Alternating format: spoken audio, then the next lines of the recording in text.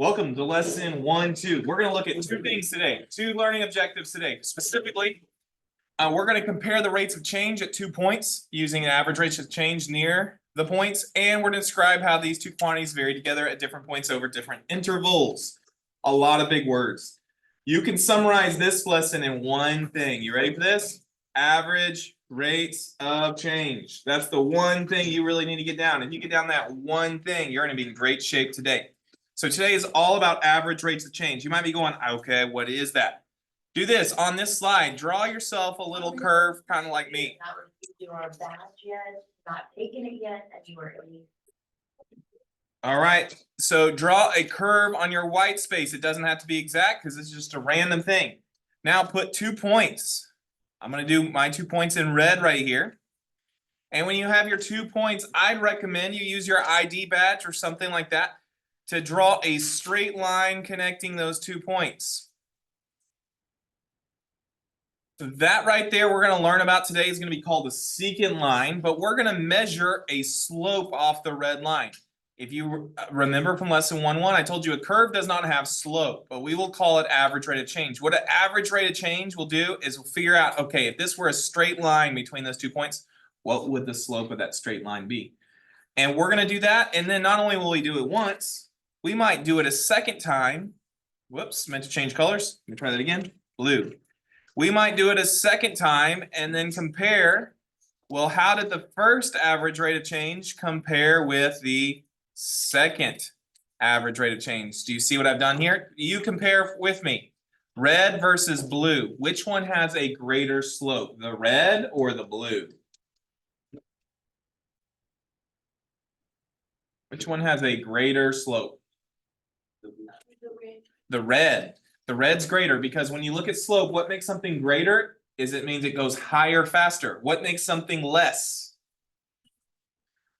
Yeah, for sure if we had a negative. I didn't put a negative on here, but if it's all positive slopes, then the one that's flattest would be the smallest. Does that make sense? That's what we're working through today. So average rate of change are going to be the values between the 2 points, like the slope. And that's what we're going to do today. Let's start here. This is going to walk you through everything I just said. You might have remembered last class I said there will be slides that have a lot of words on them. That's for if you're at home, you missed what I said, you can go back and read it. I'm going to leave this slide alone. I've explained it from here what we're doing today. This slide's going to try to satisfy that. Okay, come to this slide right here.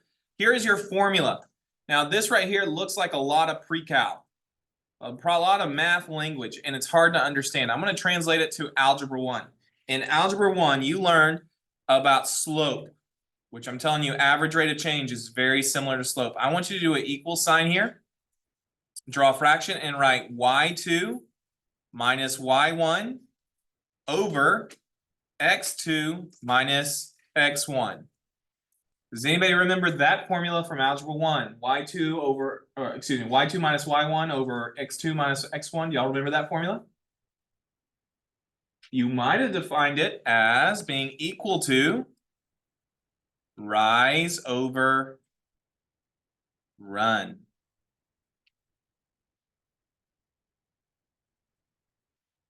Now that diagram we just drew on the learning objective slide is given here. Here's your curve.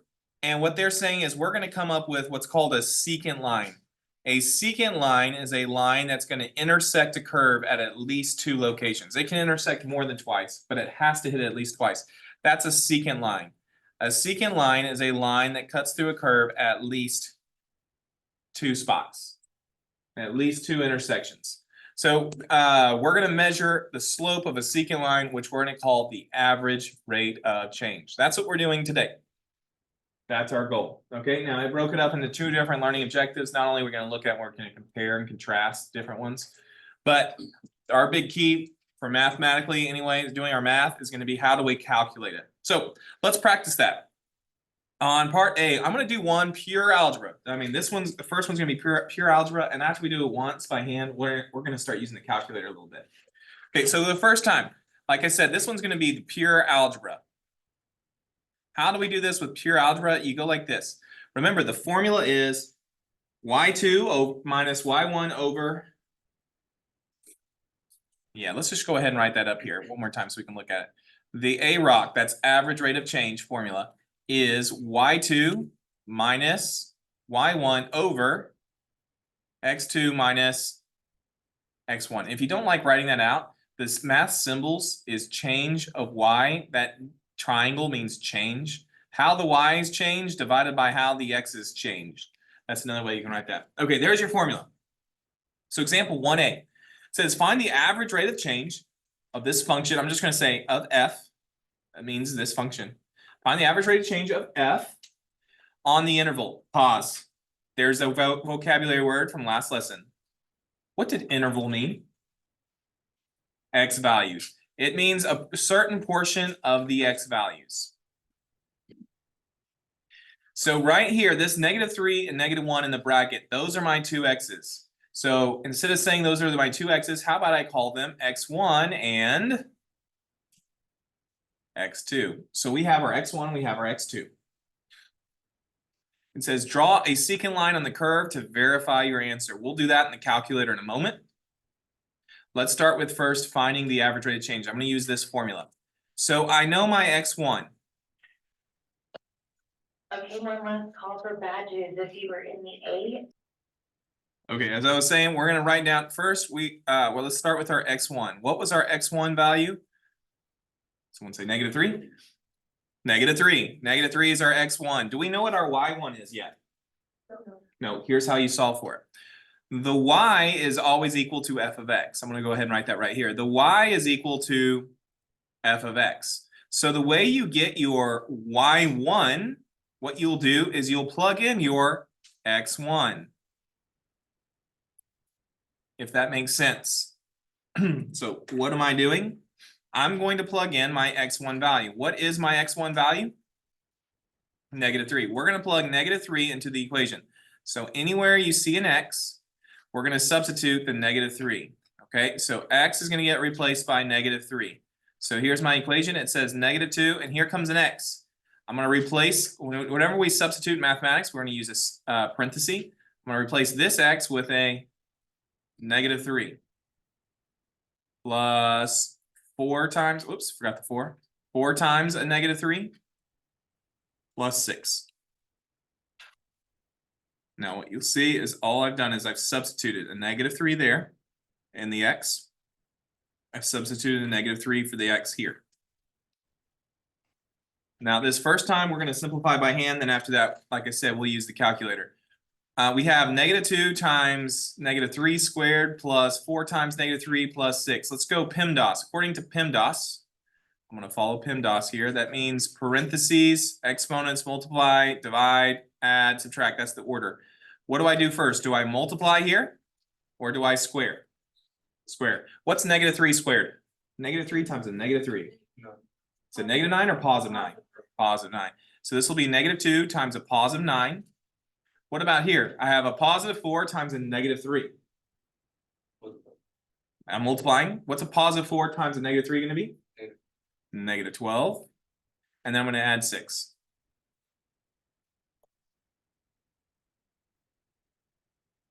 Okay, so -2 times a +9.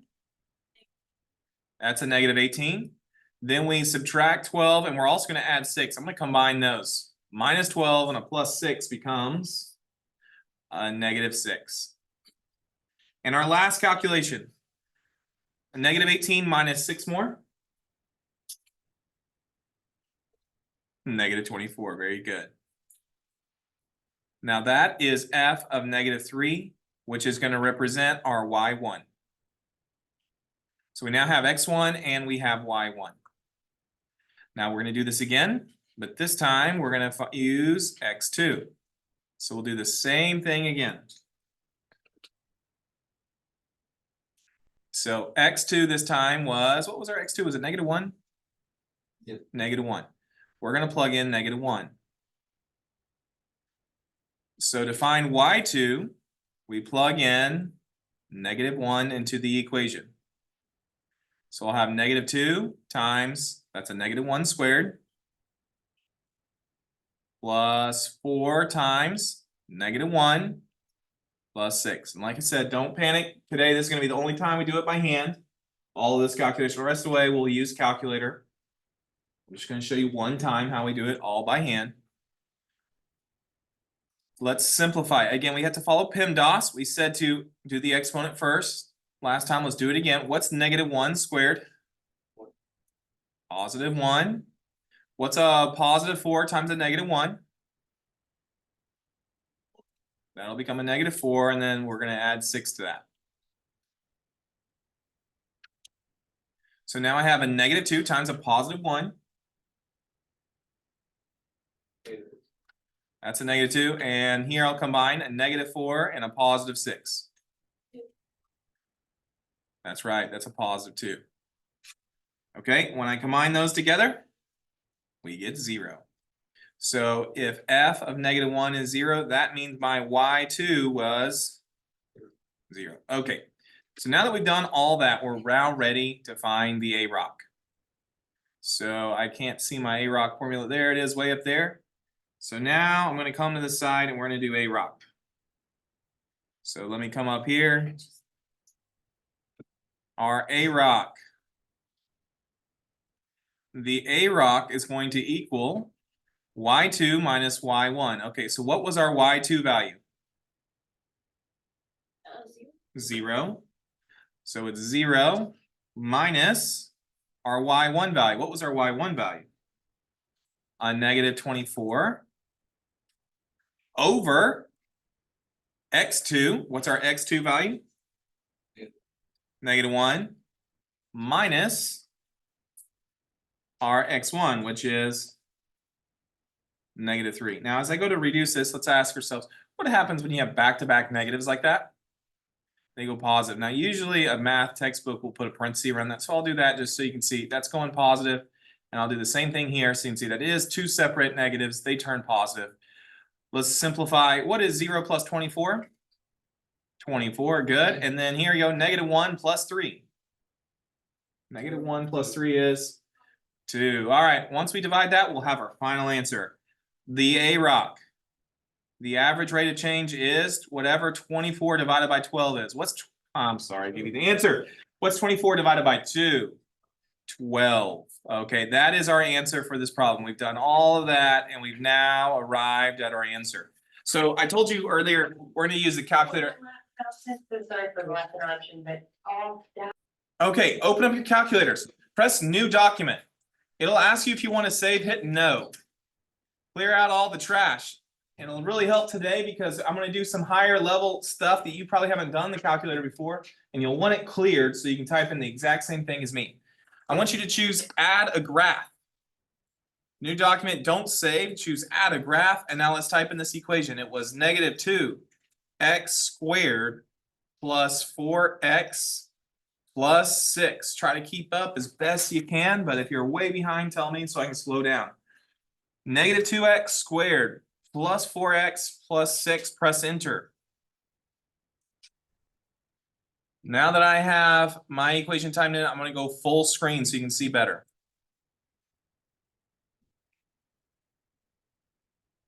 Now, I kind of know what's about to happen. We're not going to be able to see all of our points yet on our graph, so do this. Once you have pressed enter here, I want you to go down to this -6.67 by the y-axis, and I want you to double click there. So highlight it. You're going to use this tool. Go highlight it and double click it.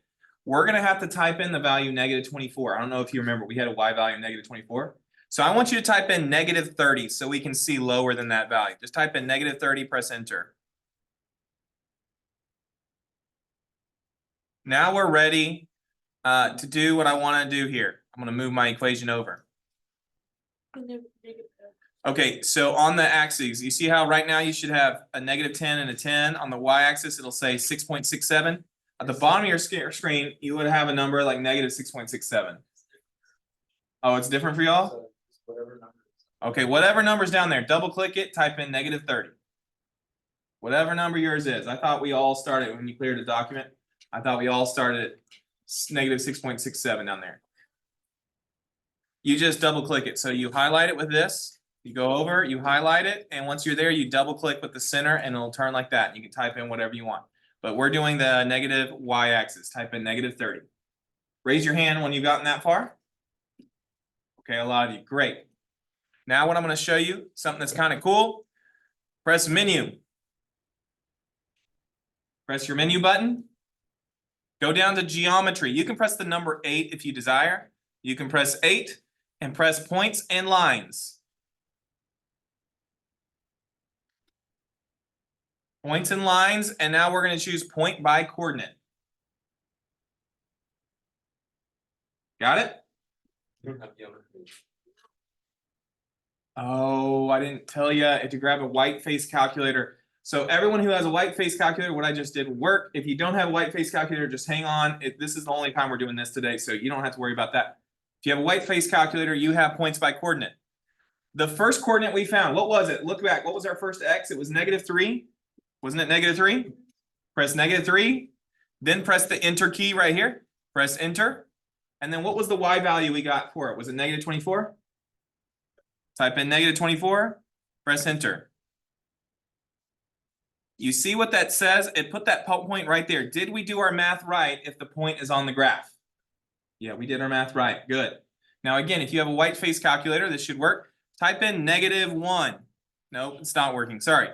Let's go back, press menu, geometry one more time. Choose points and lines one more time, and choose points by coordinates one more time. The other value we had was an x of -1. So type in -1, then press the enter key. What was the y value we got for the answer at -1? 0. Press 0 and again press enter. That graph is on, or that point is on the graph. Is that a good thing or a bad thing? Okay, we did it right.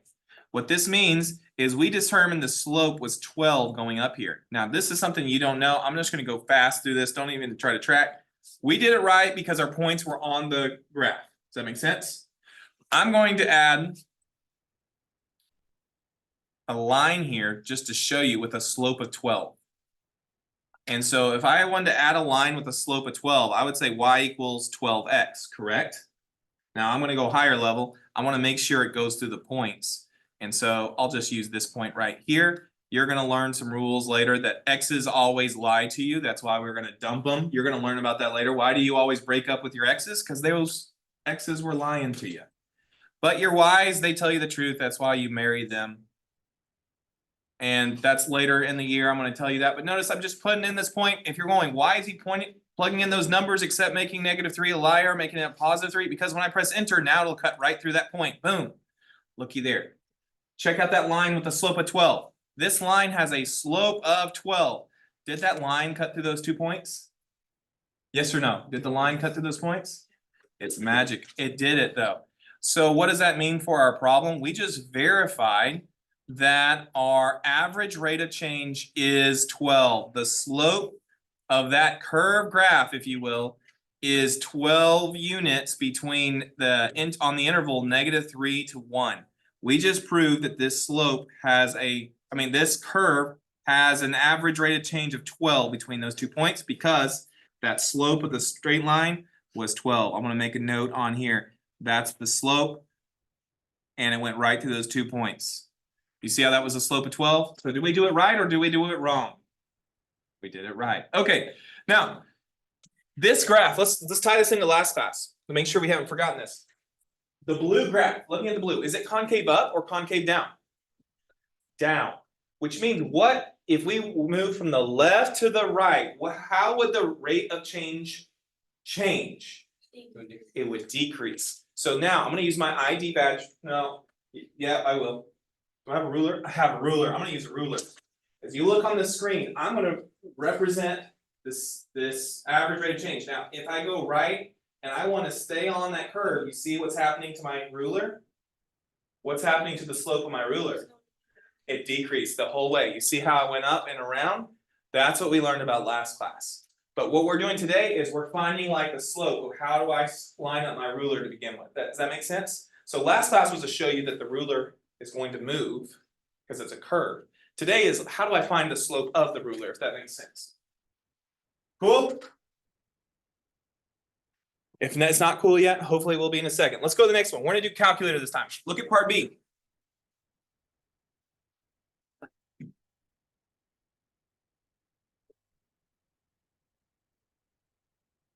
It says find the average rate of change. Here's a new function. on this interval. Remind me again, what does the word interval mean in mathematics? X values. This is X values. So what are they providing us with the -2 and -1? What are those values?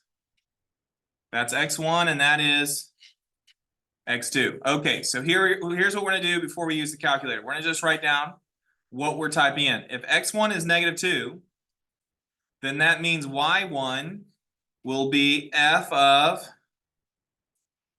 -2. You follow? Everybody good so far?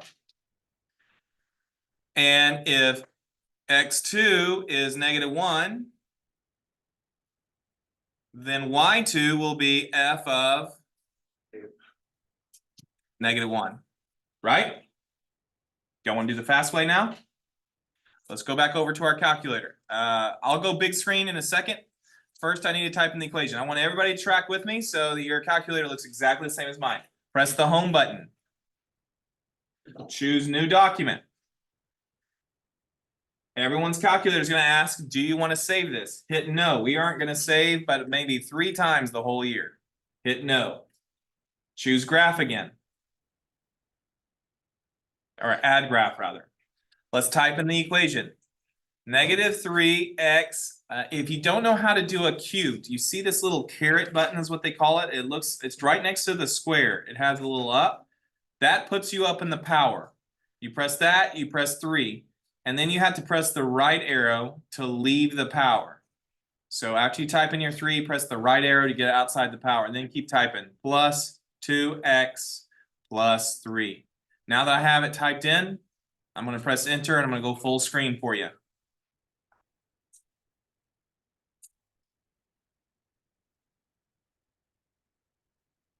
Everybody's looking like mine?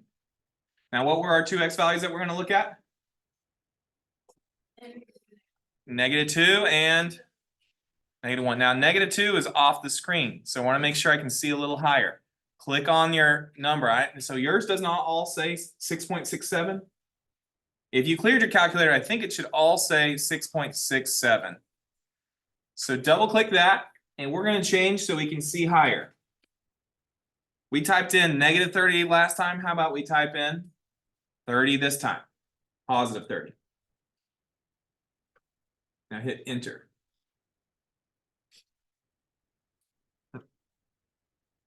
Raina, are you following along? You have it typed in the calculator? Can you please be following along? Press enter. And now your graph should look like this. Everybody seeing something similar? Okay. I told you last time, don't worry about if you couldn't get the table to work, because I was going to show you a faster way. Here's the faster way. Am I going too fast if I begin now? Press Control T. Does anybody know what Control T will do? It gives you a table. What x values were we looking for? -2 and -1. Okay, so I'm going to go here. And now for our notes, I'm going to take a picture and add this in. So I press the up arrow after I press Control T to be able to see those values. Now I'm going to add them in over here. This calculator just told us what our calculations are. What is our y1? When we plugged in a -2 for x, what's our y value? 23, good. What is our x value when, excuse me, the y value when our x value is -1? 4, good. Now we can find our AROC. So the AROC is the change of y's. Let me go ahead and write that again. The change of the y's, that means, that's a weird looking y. Let me try that one more time. Y over the change of x, which means y2 minus y1. y2 minus y1 over x2 minus x1. What's our y2? That's our y1. What's our y2? 4 minus y1? 23. And then now what's the x value that corresponds to 4? -1 minus -2. Again, I have back-to-back negatives, so I'm going to put a parentheses around. What do we do with back-to-back negatives? Those are going to add. Okay. What is 4 minus 23? Negative 19. What is negative 1 plus 2? So we're looking at negative 19 divided by 1. What's negative 19 divided by 1? Negative 19. That's our A rock. Were you saying 08 to me, or did you write something down wrong? That's because I thought this was accurate. Oh, okay. So we get negative 19. Now, I want you to observe on your graph. Does it look like we have a negative slope? I should meant to ask you that before. Does it look like the slope would be negative or positive from negative 2 to negative 1? It looks like it should be a negative slope. Now I'm going to check it. So we just determined that the slope should be negative 19. I'm going to press Control T to make my table go away. I'm going to add myself an equation. I'm going to go Menu. And I'm going to check to see if it's right. We think the slope is what again? Negative 19. And now I'm just going to type in one of the points. We had a point that was at negative 2. X is lie. So I'm going to put in plus 2 for the x. What was the y value when x was negative 2? 23. I'm going to press enter. Whoops. I'm going to press enter. Does it seem like it cuts through the graph at negative 1 and negative 2? I can make this easier to see as well. Let me go like this. Oh, that wasn't easier. Okay. Does it seem like it's cutting through at negative 2 and negative 1 on the x-axis? Yep, we did it right. That is, in fact, the right answer. All right, let's go to the next one. So the next one is going to be given to us. What if they give us the table to begin with? What would we have to do? So let's look at part C now. Notice I'm going to put in here. That is the slope. The slope is negative 19. And you can see that it hits those points at negative 1 and negative 2. That's where they intersect. That's where those 2 points were. Okay, part C. It says, given the table, find the average rate of change in simplest form of the function over the interval from 3 to 4. So it says interval again. One more time. What does it mean when we see interval? What should we think of? X values. So what does 3 represent in our problem? This is x1. What does 4 represent? x2. So I don't have a function to plug into. So how do I proceed then? These are the y values. It's y equals f of x. So these are the y's. So this is y1 and this is y2. So this one should go a lot quicker. We'd say the A rock is, what's our formula again? There you go. I heard y2 minus y1. 32 minus 29 over 4 minus 3. You got it. David, what is 32 minus 29? 3, I agree. What about 4 minus 3? Evelyn. 1. There we go. I'll give you the easy one. That can reduce. What is 3 divided by 1? That is our A rock. Our average rate of change is 3. That means this graph increases 3 units for every 1 x value on this interval.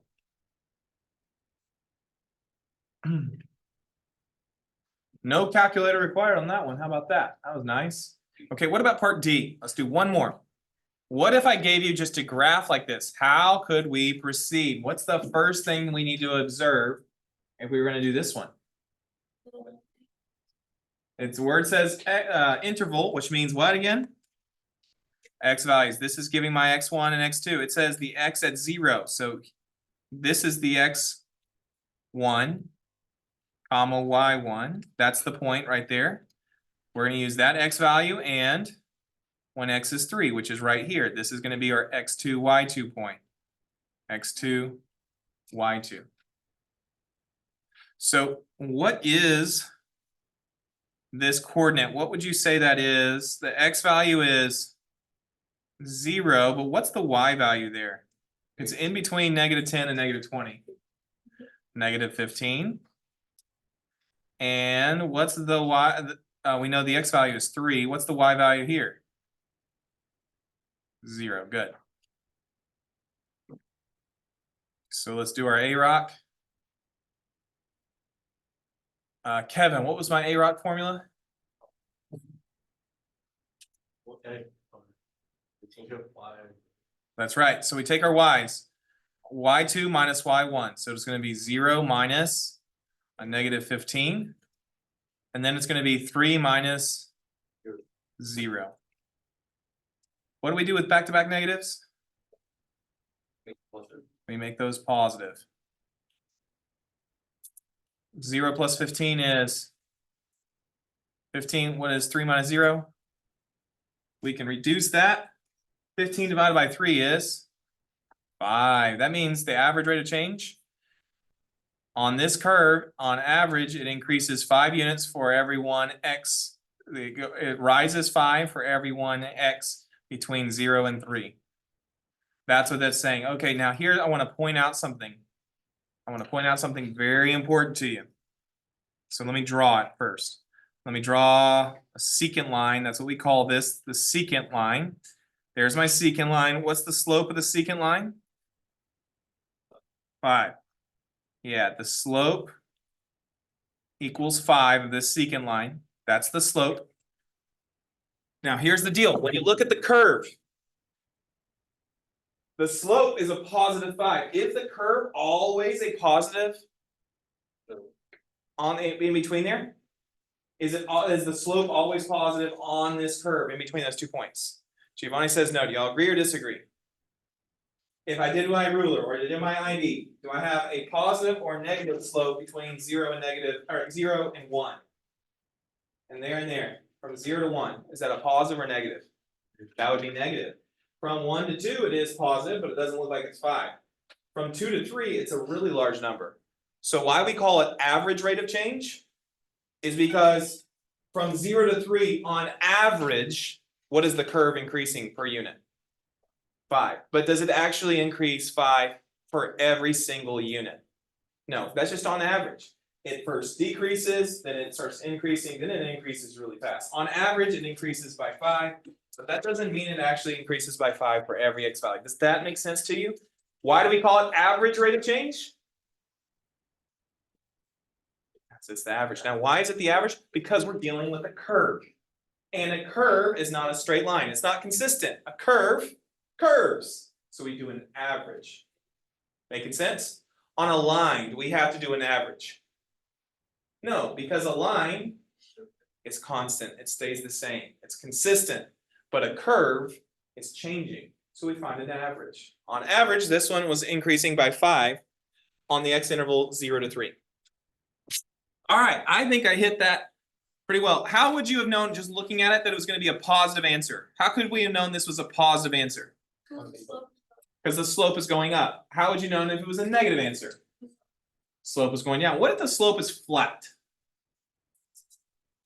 Then it is 0. Different question. Give me an example of a really large or great number. 185, very good. 185 would be very large. Give me an example of a very small number. I hear 2. First, I would say negatives. How about negatives? Could we go negatives? Negative 185, something like that?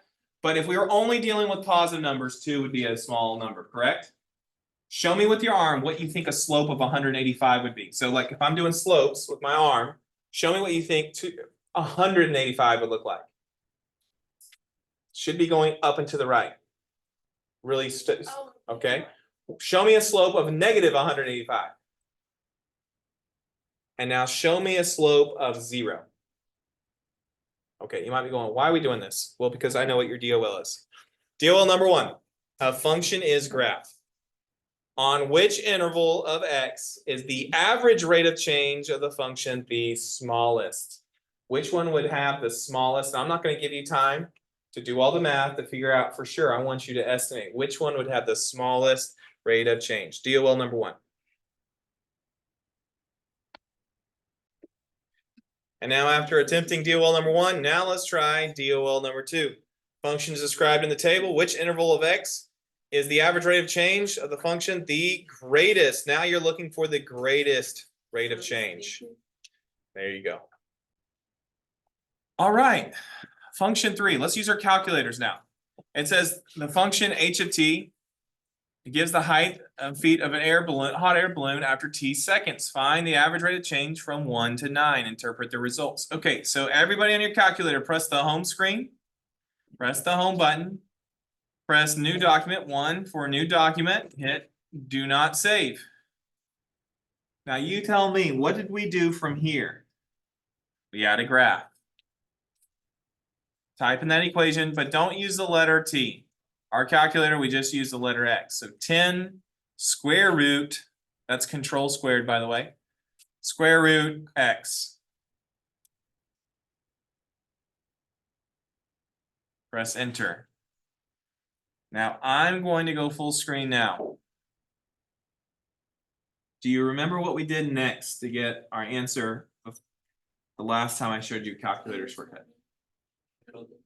Control T is what we're going to do. Control T. What were our two values we need to get? 1 and 9. I have to. I'm gonna screen capture this.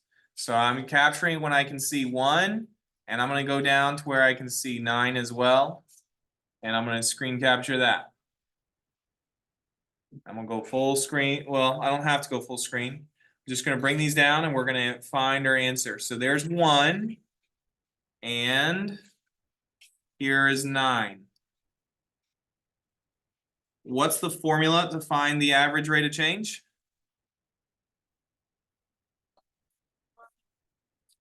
Y2. Which one's Y2? 10 or 30? Okay, this is our Y2. So it's 30. Okay, Y2.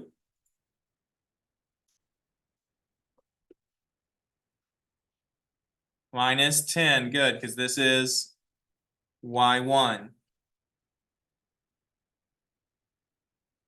And then what do I put under 30? 9, and then it'll be minus 1.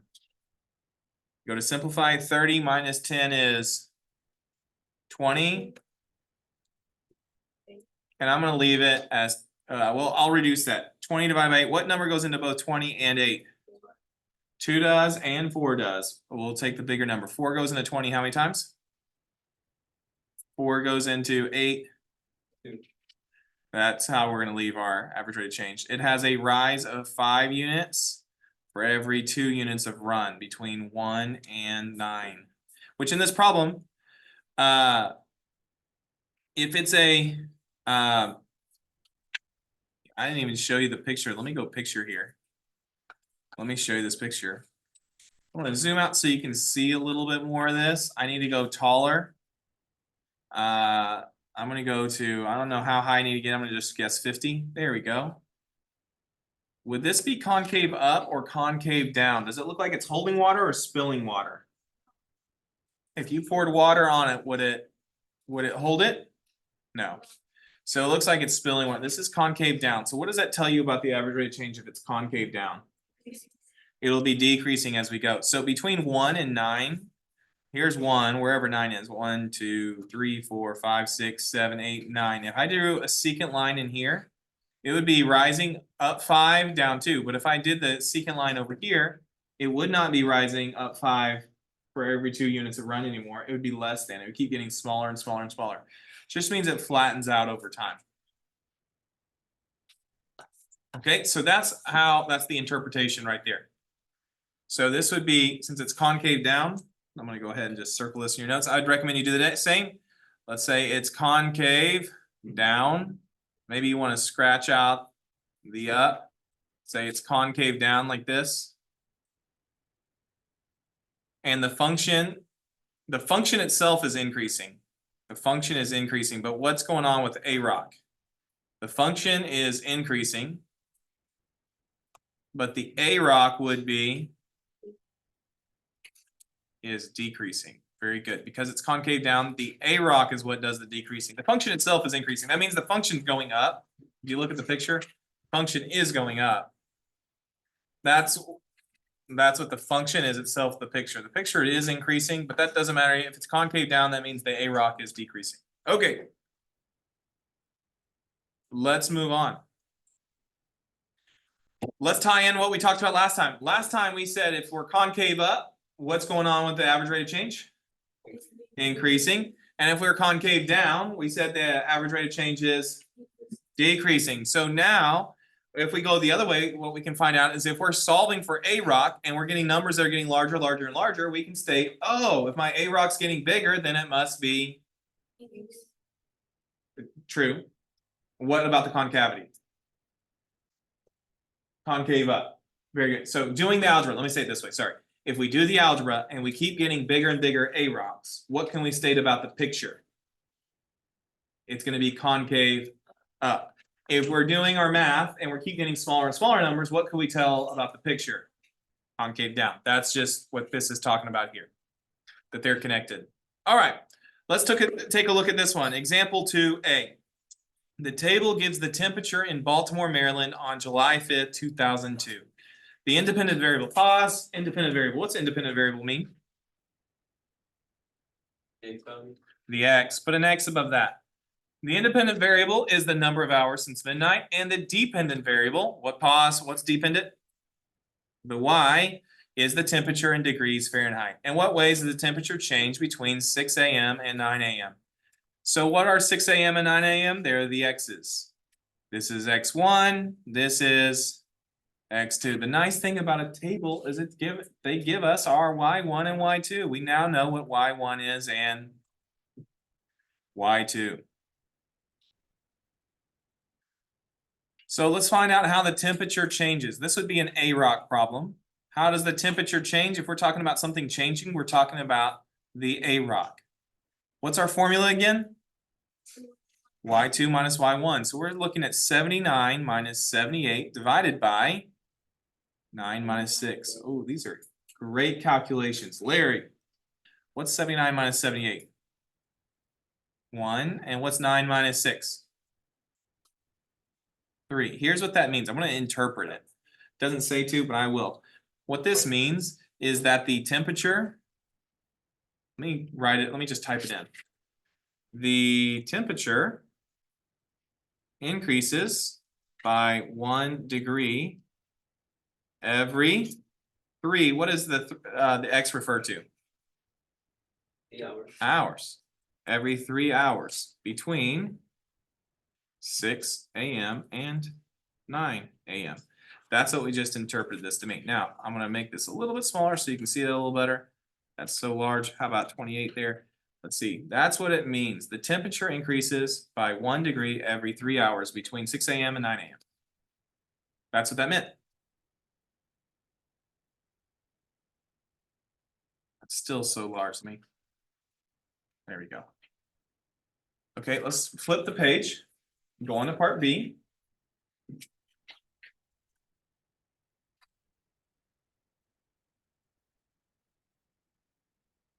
Now on part B, same problem, but it says find the average rate of change for the following intervals. What does intervals mean one more time? These different X values. So we're looking at all these different X values. We're going to find the average rate of change, then we'll interpret it. Okay, so from here, what about between 9 and 11? Oh, I forgot to put A rock. A rock would equal between 9 and 11. Let's go. Here's 9. Here's 11.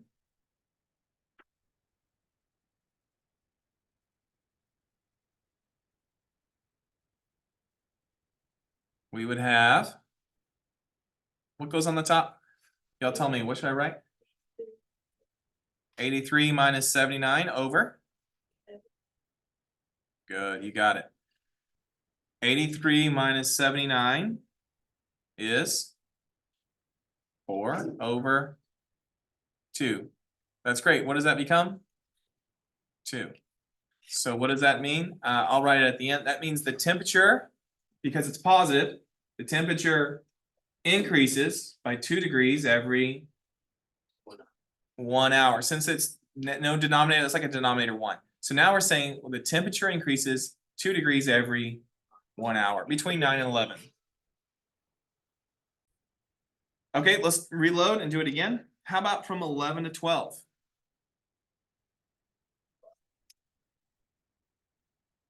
From 11 to 12, what values will we use this time? We're gonna say 86 minus 83 over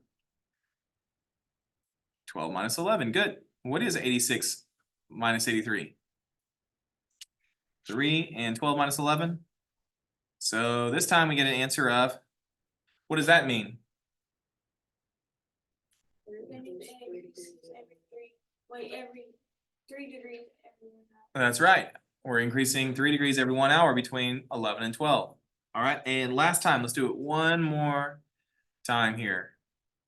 The AROC between hour 12 and hour 17. If you don't know what that means between noon and 5 p.m. Between noon and 5 p.m. Let's see what happens there. What numbers are we using? Oh, 78 minus 86 over. Okay. So we go to simplify. What is 78 minus 86? I hear -4. Nope.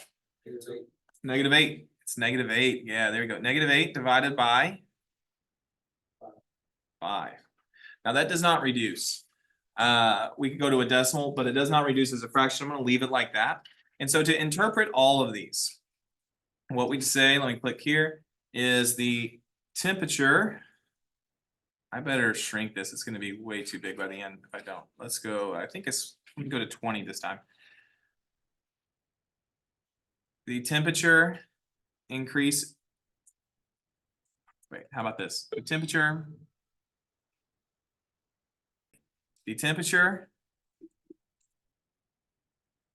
on average. I'm saying on average because it's average rate of change. On average, increases by 2 degrees from 9 to 11. It increases 3 degrees from 11 to 12. And what do you do if it's negative? It decreases by 8 degrees every 5 hours from 12 to 17. I should say on average increases by 2 degrees per hour is what I should say here, per hour. And the same thing, increases 3 degrees per hour from 11 to 12. And it decreases by 8 degrees per 5 hours or every 5 hours. I'll change it to per so it's the same. Per 5 hours from 12 to 17. That's what we just found out. So that's what we just did there. And that's the interpretation, okay? This one is just telling us how the temperature is changing. All right, I think that was enough of just hitting the math. What we're going to do on average rate of change. What we're now going to do is transition to a second and very similar topic called IROC. Now, we're just going to introduce this. We don't do much with IROC. We're going to stick with AROC this school year. IROC, am I okay to switch to the next slide? Or are you still writing? Still writing. Okay. I'll just keep talking then. We're about to look at IROC, which stands for instantaneous rate of change. This is what AP Calculus is going to be about. So if AP Pre-Cal deals with average rate of change, AP Calculus is going to deal with IROC. Am I now good to change?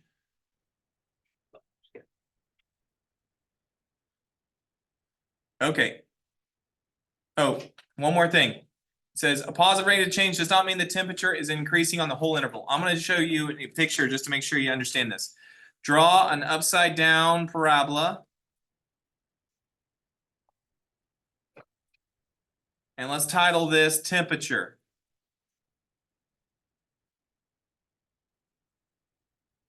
Now, using your ID, I want you to draw 2 points and make sure that your second point is higher than the first, but on the other side of the parabola.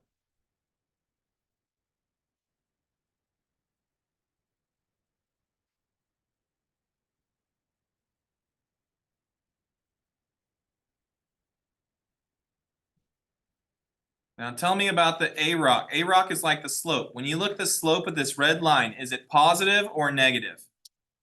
It's positive. A-rock is positive. Very good.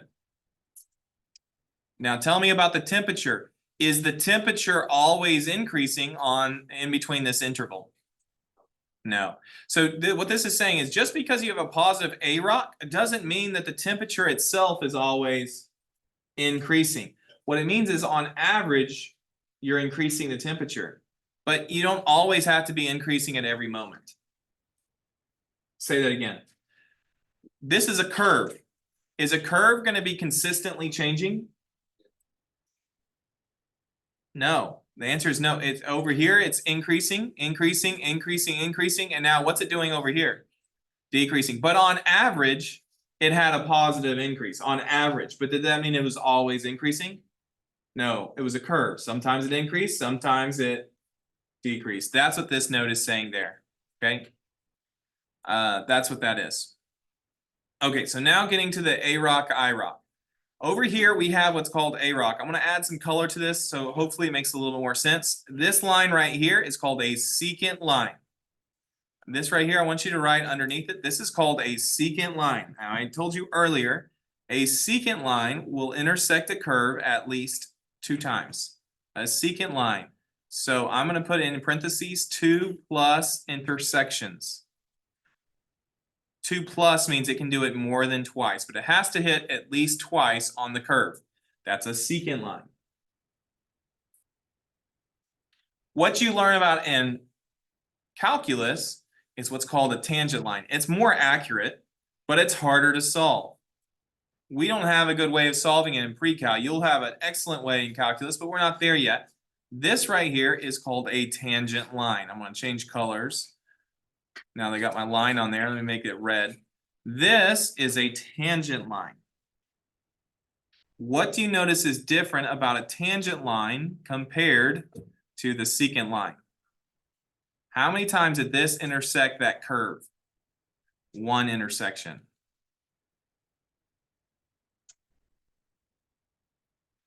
So a tangent line will be more accurate because it'll be the slope at that exact point.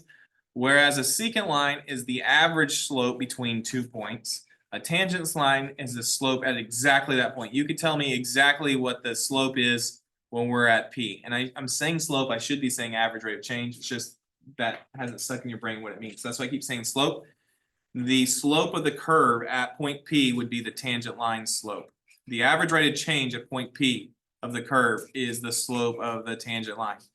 The average rate of change of the curve between P and Q, would be the slope of the secant line. That's what's going on here.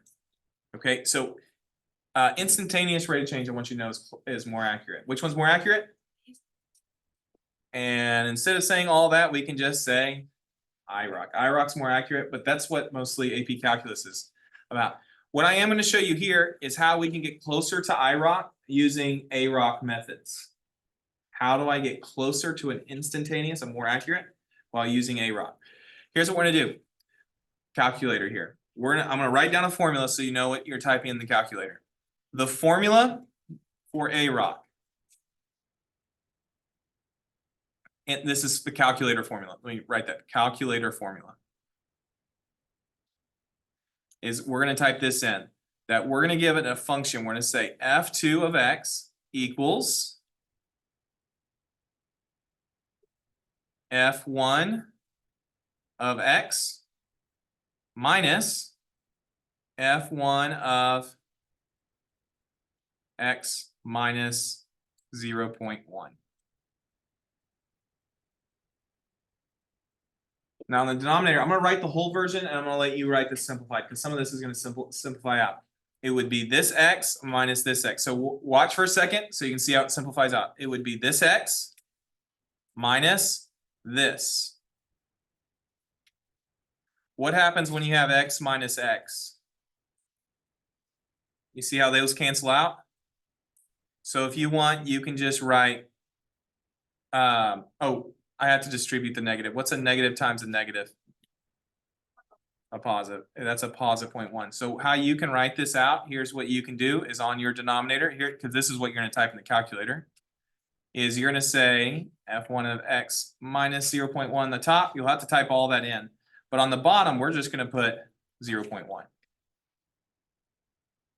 That's what we're gonna type in the calculator.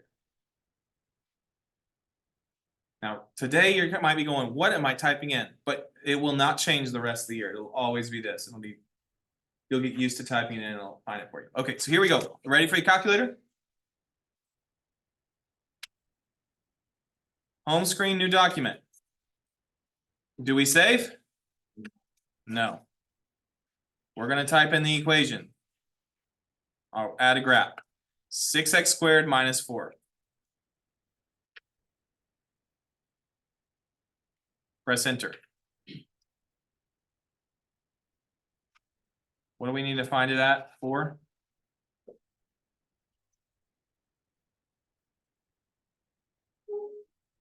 Do you remember what we were doing after we would type that part in? Press Control T.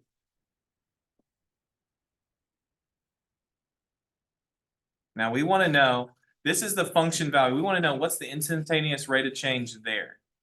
So we have to type in a new equation. I shouldn't have pressed Control T yet. Okay, on your cursor, come over to the white and click in this white space of the graph so that it highlights it like this. Don't highlight the table. So like when you click on either side, you might see it highlights different. Click on this side. Press the tab key. We're going to type in that second equation that I told you a moment ago.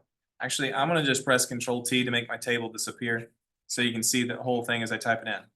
I told you do a fraction. I want you to type in F1. It's going to take this equation. That's what it's going to do. F1 parentheses x minus F1 parentheses x minus 0.1. And simplified version, what are we dividing by? 0.1. What this is going to do, it's going to find the average rate of change on an interval that's only 0.1. So it's going to be a really small interval. This will get us closer to the instantaneous rate of change. Now, if you press enter, it's going to give you a graph. I don't care to look at this graph. I'm going to turn it off. You can leave it on, but I'm going to turn mine off. I don't care to look at the graph. Now press Control T. Actually, maybe I'll leave it on just for the notes so it's on the score. You can see what I typed in. Okay. Now press Control T.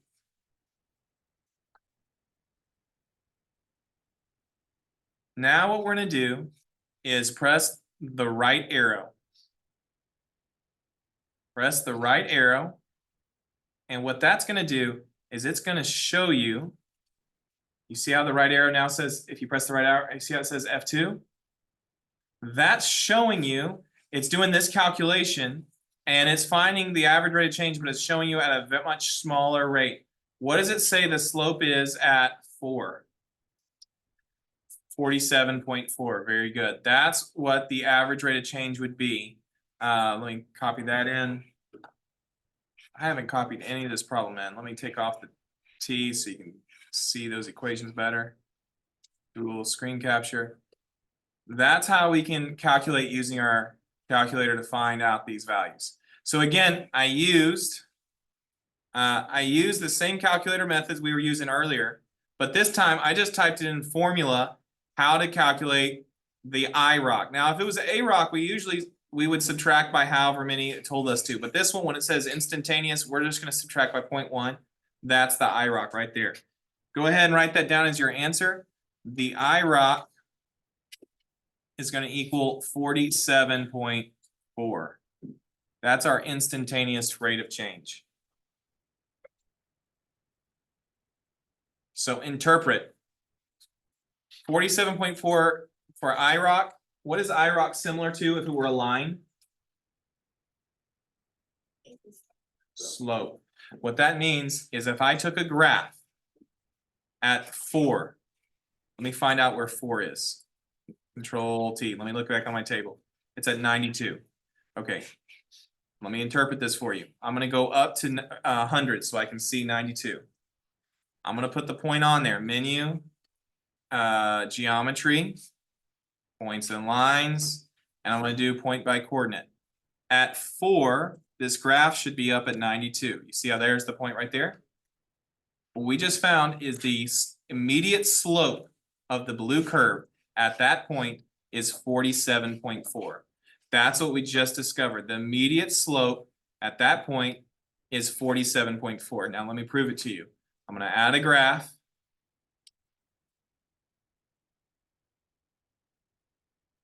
Y equals 47.4, that's my slope. X minus 4 plus 92. Do you see how that graph, how it just barely touches it right there? Do you see how it did that? That's showing you the immediate slope at that point. See how that line is, it barely touches it just like that? Yes or no? Can you speak up for me? Yeah, that's what it means by IROC. Hey, Raina, you need to keep that up. You're losing points every time you do that, you know. I'll go ahead and put this on there as well. So if you want to look at it later, there's the slope of the IROC. Pull that down here. That's the slope of the IROC. That's going through right there at that point, 47.4.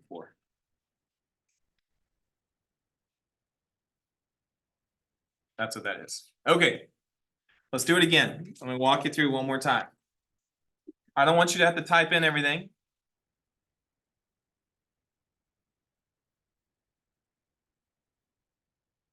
So press the tab button on your calculator. And when you press tab, does it pull up f of 3? Do you see F3? Is that what you see right now when you press tab? You might need to make your table disappear. Make it, if it doesn't automatically pop it up. Make your table disappear. You see F3? Press the up arrow and go back to F1. Do you now see F1? Okay, let's change this table. The equation, not the table. Let's change F1's equation. The new equation is -2 x to the 4th power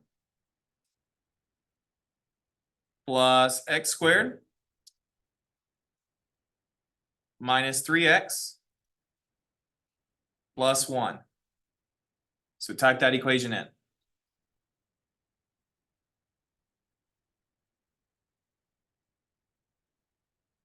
Press enter.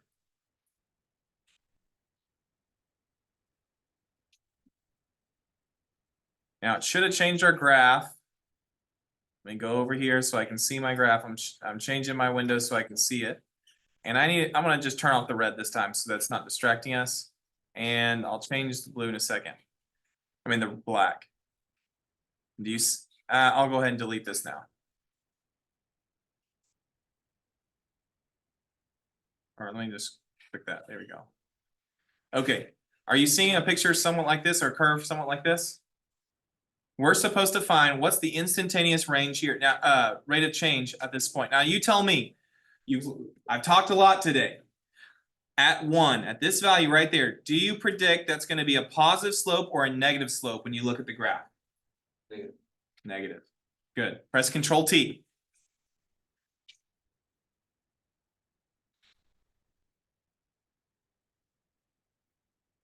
We're looking at 1. Let me scroll over so you can see it. Now, this table, don't look at F1. That's telling you the values of where it is. Go over to the F2 column. That's what does the math for us. What is the instantaneous rate of change at 1? Are you getting the same number as me? Yeah, that's the instantaneous. It's telling you the slope is approximately -8. That slope there is approximately -8 at that point. Where is that at? -3? Okay, now I'll go in and I'll show you over here. Let me take a picture of it so I have it for the notes. Now I'll go in and I'll show it to you. So I'm going to come over here. You can watch. I'm going to show you a slope of -8. I need to go graph entry, relation, y equals, I'm going to do -8 as the slope, x minus 1.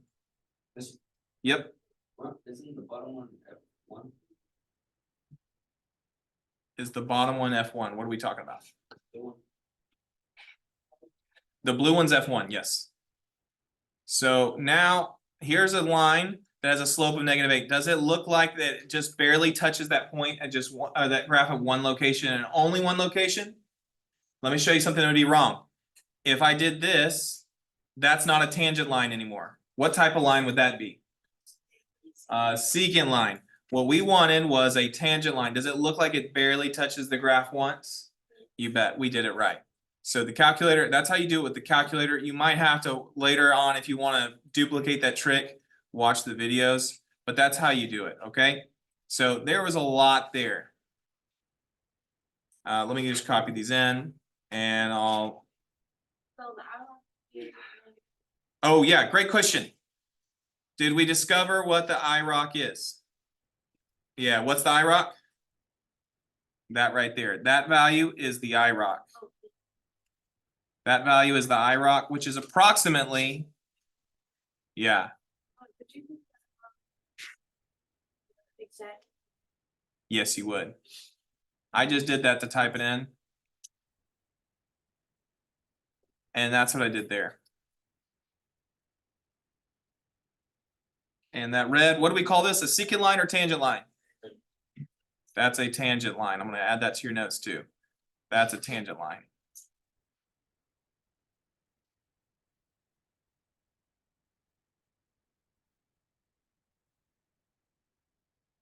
All right, you've seen a lot. You've seen a whole lot. What we could do is we could spend the rest of the time looking at 3 more and comparing instantaneous rate of change at different points. What I'm gonna do is, instead of making you do this, I want you to watch it and you tell me which one's greater. We're gonna first look and just visually estimate, and then we're gonna confirm with my graph. So I don't know if you're tracking with what I'm saying. Here's what we're gonna do. I'm gonna type this in. Oh, I need to delete this graph though. I don't want to be confused on that. Okay, I'm gonna type in the equation and we're gonna make some estimations. So this one is x squared plus 3x minus 4. Let me delete all this.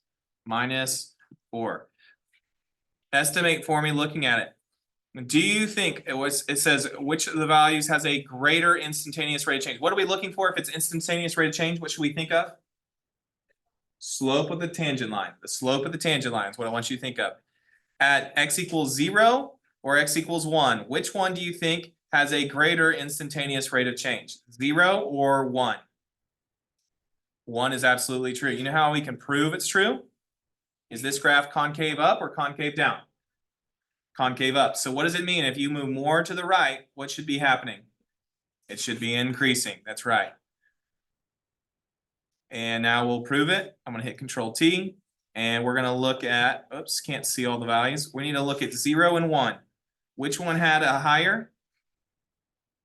1 has a higher. Very good. I'll add those in later. Okay, let's go to part B. We're now looking at this equation. Sorry. I'm gonna hit Control T. I don't want you to see the answer. I want you to make an observation here. We're now changing the equation to be x cubed minus 16x. We're going to compare at -1 and +2. We're looking at -1 and +2. At -1 and +2. Which one has a greater instantaneous rate of change? At -1 or +2? What do you think the slope would be here? Positive or negative? Negative. What about here at 2? It looks to me a tangent line would be approximately 0. So which number is bigger, a negative or a 0? 0. So 2 should be greater. Let's confirm it. Let's confirm that this is true. I'm going to hit Control T again, and I'm going to look at that formula that we typed in that you'll kind of use as we go. I go to, what values do we say again? -1 and +2? Which one's bigger? +2 is bigger, so that would be the winner here. Okay, and there's one more. I'm gonna leave us with this one. What I want you to do